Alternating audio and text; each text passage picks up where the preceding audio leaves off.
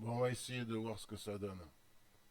Je suis en train de tester le logiciel, comment il s'appelle, Audiveris, euh, à l'aide d'une image de partition. Il est censé transcrire la partition pour l'exporter, pouvoir l'exporter en un type de fichier spécialement dédié à des logiciels comme Guitar Pro. Où il est l'export book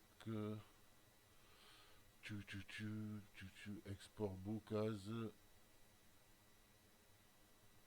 voilà, fichier .mxl. Apparemment il devrait être reconnu par Guitar Pro. Bon, j'ai lancé une partition trouvée sur internet au hasard de guitare, une Gypsy manouche partition. Je sais pas du tout ce que ça donne comme musique, je m'y connais rien en solfège malheureusement, mais bon, j'imagine du Gypsy manouche. Alors ça donnait ça. Je vais essayer de montrer la partage. Voilà, Carlos Enrique González. Alors ça c'est le PDF que j'ai téléchargé. Ce PDF, si je m'abuse, le voilà qui défile. Il a une en-tête donc ici. Alors ça c'est un PDF. Bien entendu, le logiciel est assez susceptible. Il faut virer toute l'entête, les deux pages premières. Du coup, je me retrouve avec un autre PDF sans problème, qui est celui-ci.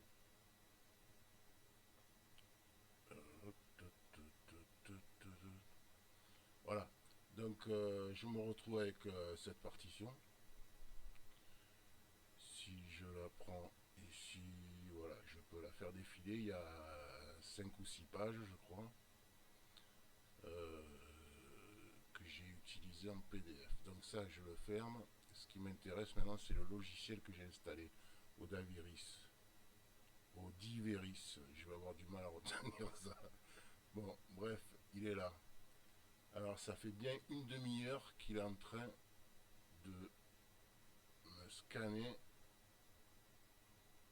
la partition. Avec à chaque fois des erreurs qui s'affichent en rouge ici, là.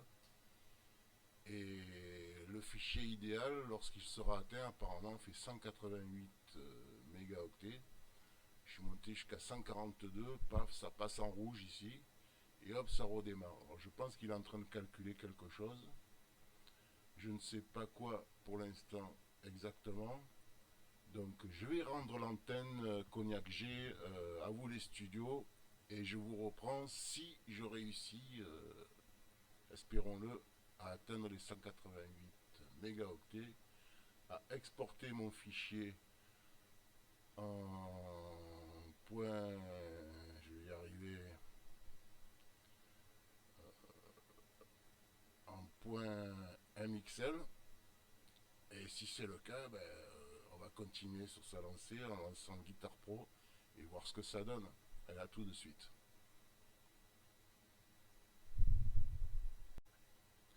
Bien, alors c'est reparti. Nous revoici, nous revoilà. J'ai attendu des plombes.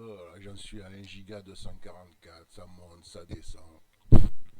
Euh, je suis pas sûr que ce soit utile d'attendre autant. En fait, c'est une histoire de comment used memory, global memory. Euh, donc, ça se trouve, ça n'a aucune utilité d'attendre que cet écran soit validé. Du coup, on va lancer directement un book, export book as, donc fichier XML. J'avais essayé au début, là, il y avait juste une partition avec rien dedans et quelques mesures vides. Bon, donc là, ce coup-ci, je vais l'appeler book 2 pour me rappeler, en sauvant ce fichier en .mxl qui devrait être pris en compte par Guitar Pro 8. Alors c'est parti. Bon, alors donc il est censé avoir enregistré fichier. Je vais passer sur Guitar Pro. Voilà, donc c'est parti, Guitar Pro. Est-ce que ça fonctionne à l'enregistrement? On dirait que oui. Alors, ouvrir. Voilà, normalement c'est ce fichier là. On va ouvrir ça. Tac, c'est parti. Pof. Voilà, alors bon, en fait c'est la deuxième fois que j'ouvre ce fichier là. Il me fait la même chose là. Je sais pas pourquoi. Maintenant il y a des finesses à comprendre en connaissant le solfège, ce qui n'est pas mon cas malheureusement. Mais lors de la programmation de l'application Audiveris, il est possible qu'il y ait des choses intéressantes. Alors attends. Voilà.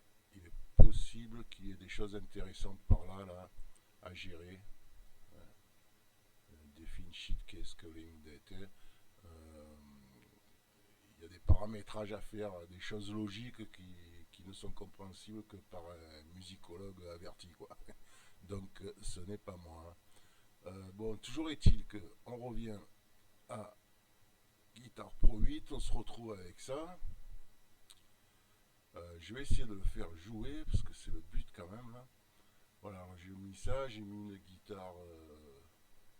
Ah non, là c'est des voix encore. Alors, attends, on va mettre acoustique guitare, nylon guitare. Qu'est-ce que j'avais mis là? On va dire classical, flamenco, allez, puisque c'est. Voilà, bon, on va essayer. Alors voilà le manche. Je sais pas pourquoi il y a toute cette partie vide avec 2-4. Pourquoi ça commence là? Bon, on va voir, on va se mettre là de toute façon. Voilà. Et on va écouter ce que ça donne.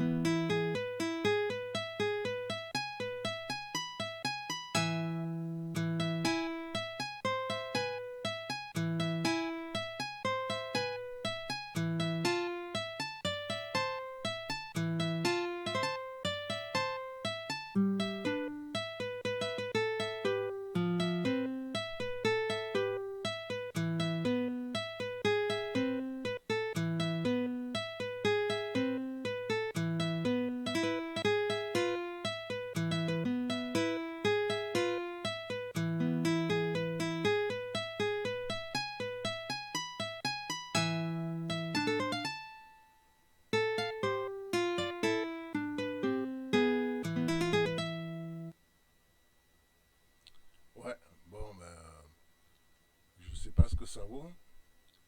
Par contre, on peut remarquer attends, j'ai enlevé le manche, ça sert à rien. Qu'il y a certains passages là. Ah, où ils sont. Voilà, ce genre de passages là. Apparemment, ils sont ignorés. Peut-être à cause des petits gouigouig là qu'il y a là. Ça complique la chose. Il faudrait peut-être s'amuser à les virer.